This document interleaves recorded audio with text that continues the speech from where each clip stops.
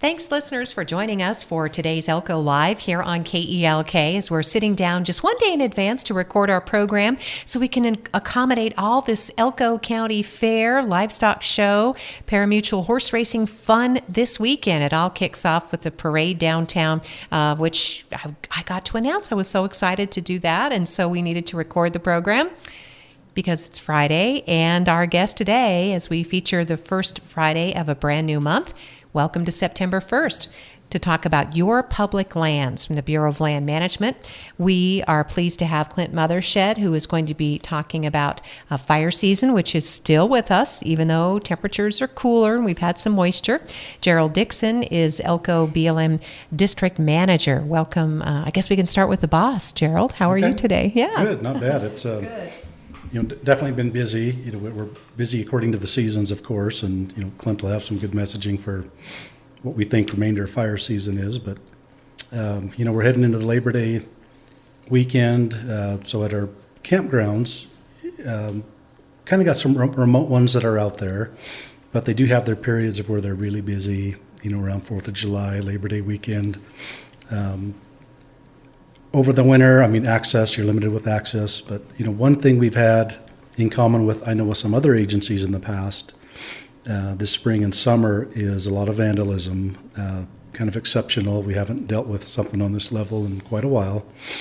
In particular, the feed boxes getting broken into, especially at our remote locations. So Wilson Reservoir especially has been hit hard and consistent. So we do have an active investigation going on, so I can't share too much information, but there will be an outcome to that in the upcoming months. But for now, between now and January 1, I am going to waive fees at all the BLM campgrounds, basically starting tomorrow. Really, it is today, but we won't get those notices up at the campgrounds, at the kiosks where the feed tubes are, until tomorrow morning. So when folks go out there, whether it's hunting, fishing, recreating, campers, whatever they're doing out there, they're going to see that notice. So it'll have some information on it. Basically, that is the notice, fee waiver, between now and January 1. We are going to put some barrier around, those tubes and boxes so people don't inadvertently, and you can't because the envelopes are pulled too. So, I know folks will want to do the right thing, but know that those are waived. All right. And we're trying to get that out, so there'll be some numbers and contact information also if you have questions or if you see anything happening, don't confront, don't just call the numbers and report, and it will add that to, like I said, the ongoing process that we have.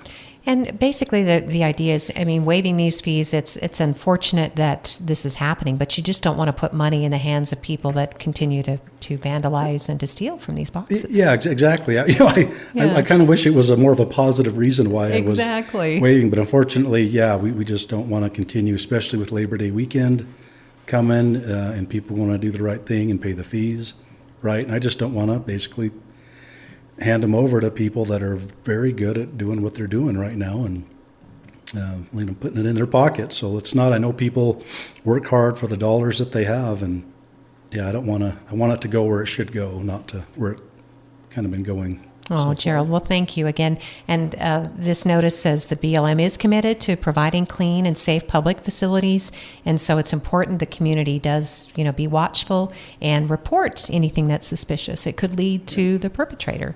Yeah, that's right, and know that. I think most people know it. Those fees do go to maintenance of those areas, and that's not going to stop. We're still going to do what we need to do through other pots of funds as well, but for now, we're not going to, allow that to continue to be.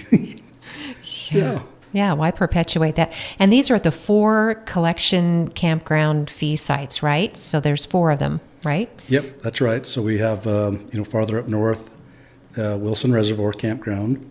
We've got the North Wild Horse Campground, which it's a complex area, really, because you have, state, private, tribal. There's some Forest Service up that way. And, of course, BLM, North Wild Horse Campground. Then we have the Jigs Zanino Campground, and then Tabor Creek up near Wells. All right. So, and till at least January 1st, and hopefully you can catch whoever's been vandalizing these boxes and stealing that money. So, yeah. That's really unfortunate. Yeah, and I think we're still always going to have an element just predicting into the future, right? What we're talking about of the the hard copy, right? The dollars, the fees, and the envelopes. But a lot of people are moving to more of that electronic.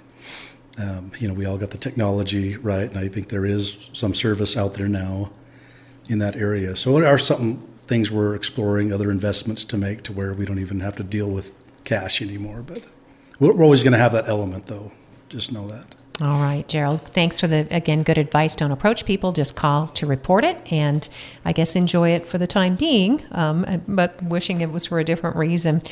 Also, as you mentioned, people getting out, whether it's for Labor Day weekend, but for hunting season, certainly they might encounter some road damage. That's right. So we may have available some resources, funding opportunities here in the near future to help remedy some of that. So and I know people have been reporting throughout the spring and the summer, especially the exceptional runoff we had with the moisture we had, a lot out there. So as hunters are getting to these remote areas, last of the late summer, fall recreationists getting out there, please report any of that as well to our front desk. That's at 775-753-0200 number. I've got the folks up front primed to take those reports, but we really do need pictures and location. So we also have, in a notice for that, our website where you can go and take care of some of that. But that's really what we need is the location is the biggest coordinates of where it's at. And I guess that's another reminder too, drive carefully. It's kind of fun, if you are out there zipping around, but you might come across a culvert or a washout or something unexpectedly.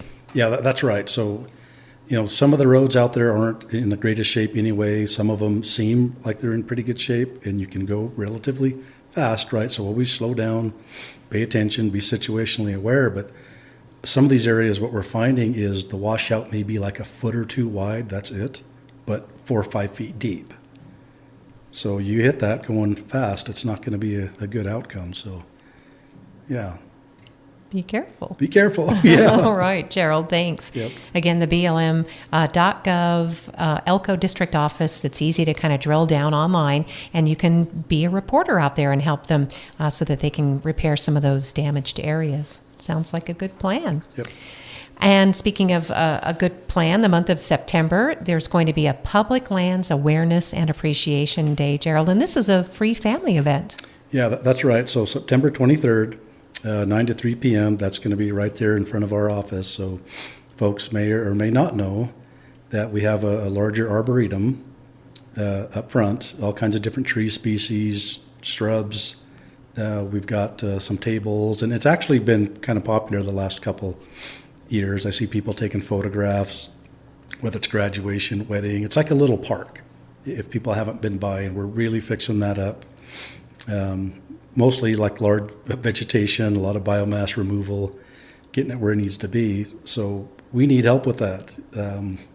It's really been employees in the past that have been really motivated to go do it. But again, exceptional moisture, weeds have taken off, a lot of old infrastructure we're pulling out. So there's all kinds of work to do, and we're definitely not going to get it all done on that day, but people are invited to come out, help us out, and get that area where it really needs to be. So it will be a celebration because there's going to be fun activities. You can, enjoy some presentations. You can find out how bird and bat boxes work. Find out about native grasses and why some vegetation should be removed, right, Gerald? So there's some, things that kids can do too. Oh yeah, it's a little like a microenvironment learning center, if you will. We've got, like I said, all kinds of different species, and everything's interconnected, everything's dependent. Right, so it's kind of a good learning tool as well to say, why we're doing this here and not here. Yeah. And if you RSVP, you can actually enjoy a free lunch, it looks like, for your efforts. Yeah, that's right. We'll be doing lunch and having some folks available throughout the day to. And I'm guessing that, is it Leah Garcia? Is she heading it up? Yeah, Leah Garcia. She's our point of contact. She's heading a lot of it up. Okay, good. So you can contact, she's in the Wells office, correct? Wells field office, yep. Mm-hmm. And we're all located co-located out of the district office. So, yeah. So that is Saturday, September 23rd. Put it on the family calendar for some fun to celebrate public lands with Public Lands Awareness and Appreciation Day with a little work project in the Arboretum. You can get to enjoy that. It does attract a lot of different species, so pretty cool. Yeah. Yeah. All right. Well, I know that when we finish talking with Clint, we're going to roll in some California Trail Interpretive Center news because I know Amanda is hard at work. We've got some people helping with Burning Man, right, Gerald? Yeah, that's right. It's kind of a national effort. It's the largest SRP event that we have with BLM. And it's not just, yes, it's Black Rock Field Office, Winnemucca District, but we draw from all over BLM to come support, whether it's environmental protection folks, law enforcement, certainly, but all kinds of people go to support that. And we like to have our own messaging and programming as well. So I know Trail Center partners, they have a booth out there on the Black Rock Playa, Black Rock City right now, and they've been rotating, manning that. So.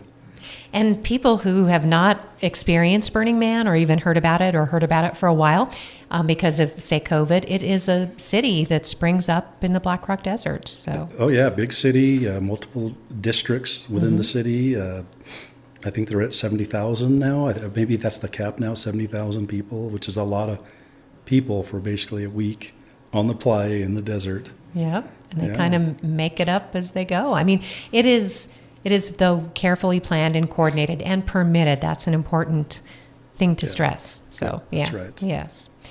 So, and I didn't ask you about this, Gerald, but one thing I just wanted to give you a chance to kind of comment if you can. We know the wild horse issue has been in the news.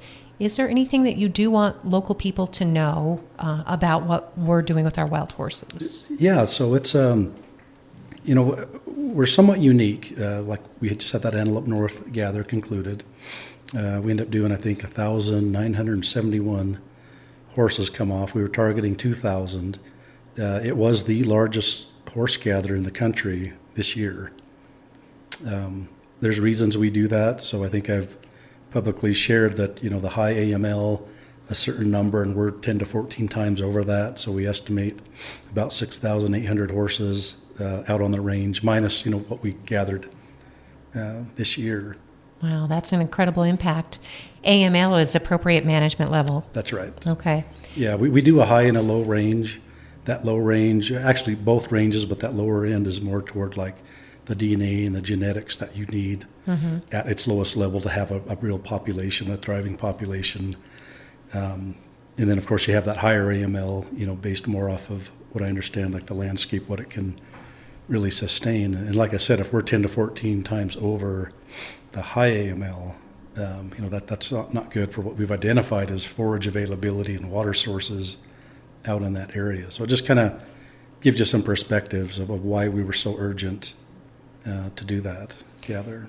And again, it's forage not just for the horses themselves, because we know they're impacted, but there are species. There are big game, and then there are other dependent species, codependent species. That's right. And I think folks see this in the media quite a bit, like two sides, right? Whether it's cattle grazing or for the horses. And what we're trying to get out there more is try not to think that, right? Don't separate yourself into one or the other camp, because this is ecosystem-based, science-based. Everything's interconnected. Water, forage, animals out on the range, it's all interconnected. So think of it more as on a landscape level, ecosystem-based, and then make your determination of what you want to support or not, or maybe there's another thing that you can come up with. But we're trying more to talk about it and engage more on the ecosystem interconnected level of that specific landscape that's out there, and all the use, multiple use. I mean, it's not one or the other. So right, and again, too, if you do care for the animals and the horses, and we know there's great passion and support for them nationwide, then people should also understand the reality of when horses do have to be euthanized as a result of a gather. The majority of horses are in very poor shape, or there's been inbreeding, or horses that have been injured and living with injuries for some time. Yeah, you'll get those indicators when you have these big populations like this, and you start seeing, I don't know the scientific name, common name, right? You get the parrot lip, you get the smaller hips, the pot bellies, you get the club foot. I mean, some really bad things that aren't good for them genetically. And when you see that, I mean, there's no, being out on the range is going to be so hard for them when they have these genetic defects or blindness, and a lot of it is the result of just so many out on the landscape. So I think, and it's out there, it's public, the numbers of deaths you have for a particular gather. Some could be attributed to the gather activity itself, but so many of them are they already had them before they come in, and there's no hope for a positive prognosis. Right, that was when the vets check them out. So we do have veterinaries out on site that help us make the call that nope, it's not going to be a good thing for them. Well, the last thing I guess I'll ask about the horses, again, because it was in national news, about the helicopters, Gerald. Anything you want people to know about that? Yeah, I think, being in a rural area, I think a lot of people here know that reality. So the one question we ask, because it's, again, out there publicly, right? Some people question the use of helicopters, and we have found that is the most humane, efficient way to do it. So ask ourselves, what is another alternative then? Because that's not what we're hearing. Okay, if not, aircraft, if not helicopter, what then? Because I don't know about the rest of the folks, on air, but the other for me historically was pretty tough too. Crews of men on horseback. That's where I go when I think of, you're going to go back to another moment in time, which is what I thought people didn't want to have happen. Mm-hmm. So, yeah, that's a good question, right? If not helicopter, what is it? What's the alternative? Because we're still going to have to gather horses. And again, it just comes back to the understanding, the issue of people not knowing what it's really like out here in the landscape and how vast and how rugged the terrain and just how many different issues you're dealing with, Gerald. So. Yeah, that's right. And I can only speak for Elko District, where we have big populations, a lot of herd management areas. We do have areas in the country too, so there are even variances and differences even in like HMAs and wild horse populations. So some of these areas, they don't have a lot of animals, very popular, they're all named, very adoptable. People want horses from certain herds. And then you've got, say, like the complex that we're working in, Antelope Complex, a bunch of HMAs, up to 7,000 horses, a little bit different. I mean, the volume of animals out there versus, a small one that has a high AML of 100, 150, 300, kind of stories of two different populations, if you will. Well, Gerald, thank you for, again, addressing it. It's not something we really had on the agenda, but you did a great job presenting that, and I hope people can appreciate what the local office has been experiencing lately, so when it comes to that. Yeah. And then the only other thing quickly, because we've been talking with local officials about the Wine Cup Gamble possible land exchange, everybody's been saying that's not really at a local level, but I wanted you to get to comment if you wanted to. Yeah, so I have reached out, once we were kind of getting those indications, and we had to have folks from that organization come in, but anyone can come in to ask about certain things on the landscape at any time. I work with tribes and counties, cities, and now this group come in asking about certain areas. But I do want to put it out there that this is not a BLM initiated, supported proposal. We're not the ones leading this up. They can do that legislatively, at least propose on their end, and that sounds like what it is they want to do, is go the legislative route. But they have identified, I think people have all seen the maps out of what they're looking at. And just know it's not something that we are leading up or even endorsing at this point, which we can't, right, if they're going that route on our end here at the local level. So they're going from the top down. They're going directly to Congress. So, that's right. Okay. Yep. Thank you for, again, reminding people that there's only so much you can do. So, something on that scale. I mean, that would certainly be a giant program of work item for the state of Nevada, certainly the district. And it's just not something that on our own, and I think it even said that in one of the articles, that on our own, it's something we wouldn't be able to tackle. And there's probably a lot of truth in that, to be honest. Well, Gerald, thanks. And maybe on occasion when we meet, as this issue continues, I think, into the new year, we can just kind of get updates from you on it. That'd be great, if there are any. I mean, I'd prefer that they do that, to be honest with you. Yeah, we're not connected to it right now. And yeah, if they want to do that, they can do that, certainly, as their organization. Great. Yeah. Thank you, Gerald, so much. Appreciate it. Yep. All right. With that in mind, Clint, Mothershed has been sitting patiently next to the boss. And did you know that there was so much going on in the district, Clint? You know what? I did not. So I'm glad I could bring you up to date, too. Yeah. We appreciate Clint's work as our fire mitigation, education, and fire trespass investigator. He is a specialist with Elko District BLM. And the first thing we start with is our latest fuels outlook, which is something that you usually give us. You've got a 3-month outlook, huh? Yep, we have a 3-month outlook. Obviously, we're still in El Nino. Expect the same thing weather-wise to happen. We're going to have above average temperatures, although the next 10 days to 2 weeks, people won't think that. With the lows dipping into the low 40s at night, we still have to be cognizant of the fact that we're only in the beginning of September, and we have had fires historically large fires all the way up, I think it was after Thanksgiving in 1999. So we're not out of the woods. As far as like getting huge fires, possibly we might be, but we still are expecting to get some fires. So on September 30th is a huge date, just to historically for folks. That was the day that the Range 2 fire started. And then that was in 2018, I believe, and then 2011, it was September 30th, and we ended up getting a frontal passage of a cold low-pressure system coming through, and we ended up with 3 fires that burned 250,000 acres, wind-driven.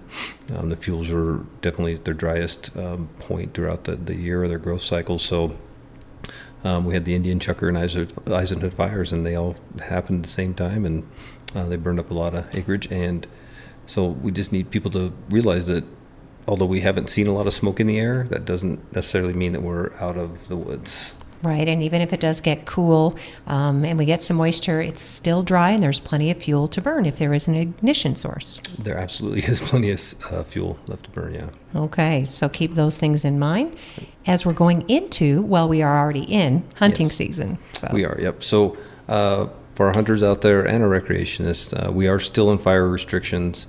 You can go to nevadafireinfo.org if you want to learn more about them. You can also go to the BLM front desk. They have the document printed out, but you can see the same document if you just go online to nevadafireinfo.org. There is an interactive map. You can click on an area so specific as Wild Horse Reservoir, and it'll pull up what restrictions for what agencies. You know, Gerald was talking about how that's kind of a unique and diverse little area right there with all the jurisdictional boundaries. And you can find out what are the state parks, what are they allowing for fires, what are the BLMs, what's the BIA doing. So it's really a good resource to go to. For the time being, we're only allowing fires still in the fee-paying or non-fee-paying sites until January 1.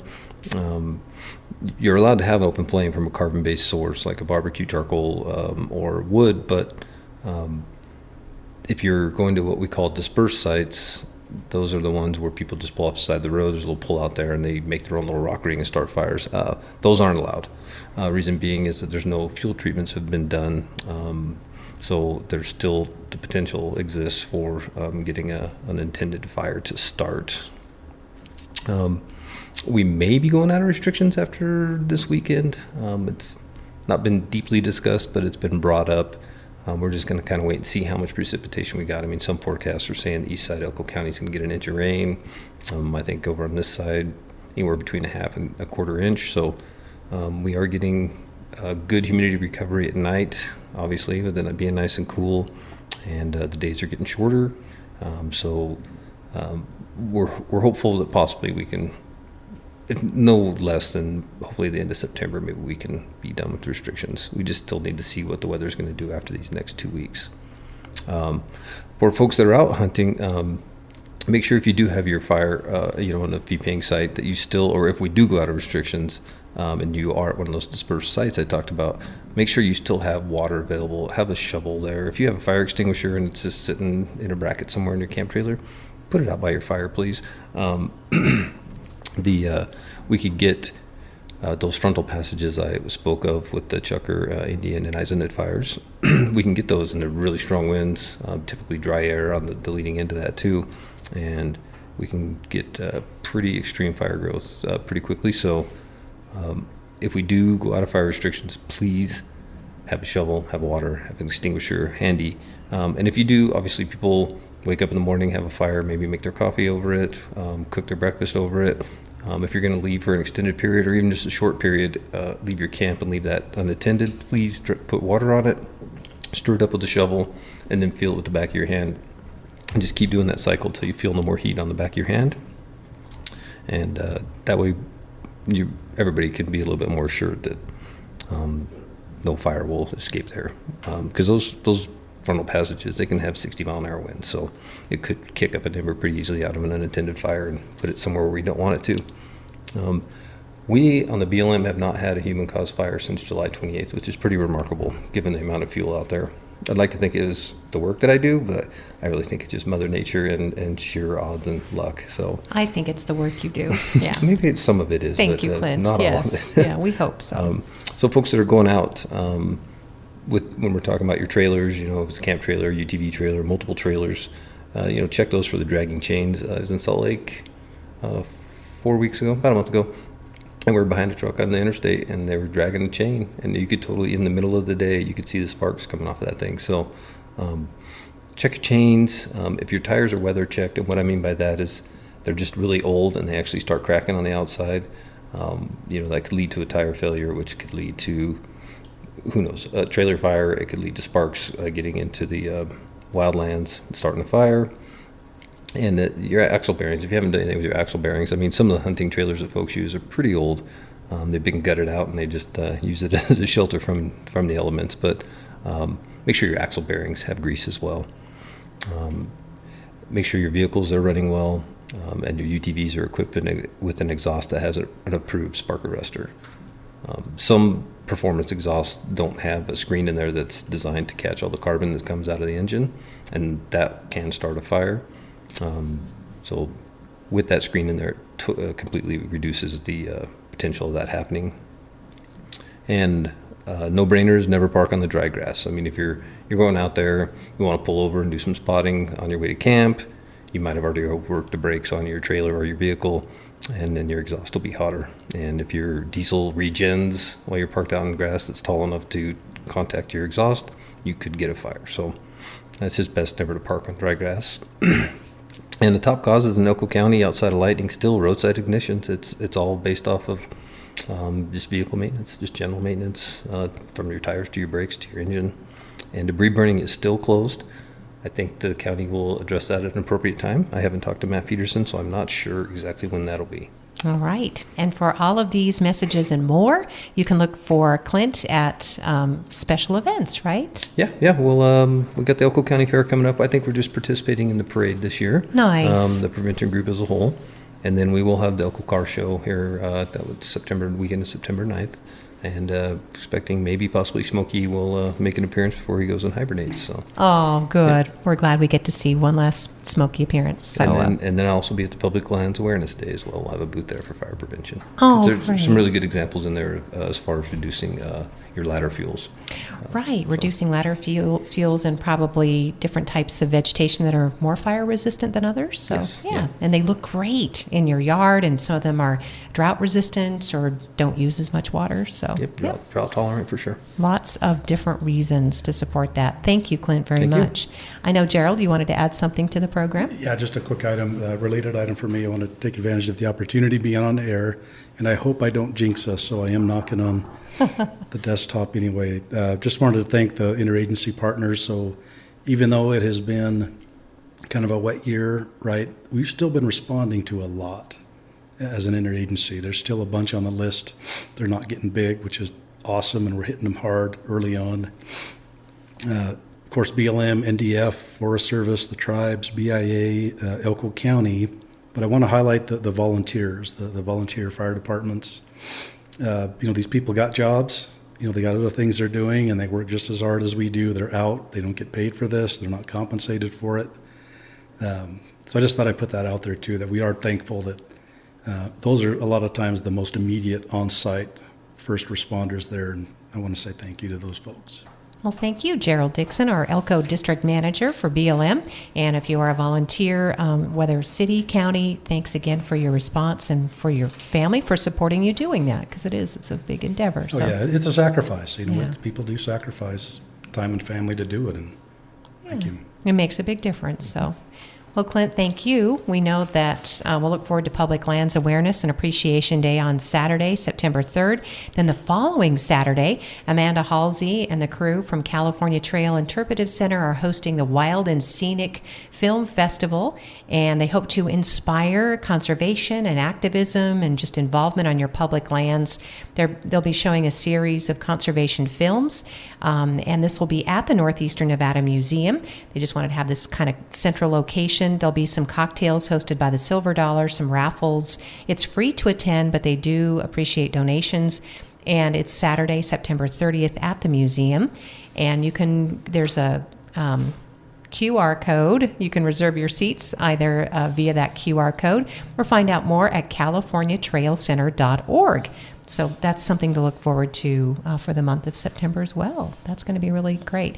And you can visit the California Trail Interpretive Center over Labor Day weekend, correct? They're open. Yeah, that's right. So I think it's, and I wish I had the exact date, but I don't. Around October, they go back to the 5-day staffing. But up until then, we're 7 days. So Yep. So if you have family in town and you're enjoying the fair and you want to do something a little different in between, head to the California Trail Interpretive Center. They have an amazing gift shop. They have books and trinkets and collectibles and shirts and all the good things, and they have this amazing Hawaii student art exhibit that is on through October. So don't miss that either. Free admission. I don't know how many other places in the country can boast of what we have at the California Trail Interpretive Center. It is a very special place. So thank you. Thanks for staffing it in such a great way. We appreciate the work that Paul Brownlee and all of his staff do there at California Trail Interpretive Center. So shout out to you guys, because we know you're working a Burning Man. You didn't get to talk about that, but we'll talk about it for you today. Clint, thank you. Thank you. Pretty soon you'll go into hibernation too, right? Yeah, maybe 1 or 2 more shows, and then we'll leave it up to the California Trails and district folks. Well, we always miss you when it's not fire season, but we're happy when you're here because it means you're not out working on a fire. So very true. Yes. Thank you. So thanks for your awesome work in making sure that people don't start fires and that we're prepared to evacuate, or that we can do our best to mitigate the impacts. So appreciate it. Mm-hmm. And thanks, listeners, for joining us for Elko Live today here on KELK. Our guest from the Bureau of Land Management talking about your public lands here on KELK.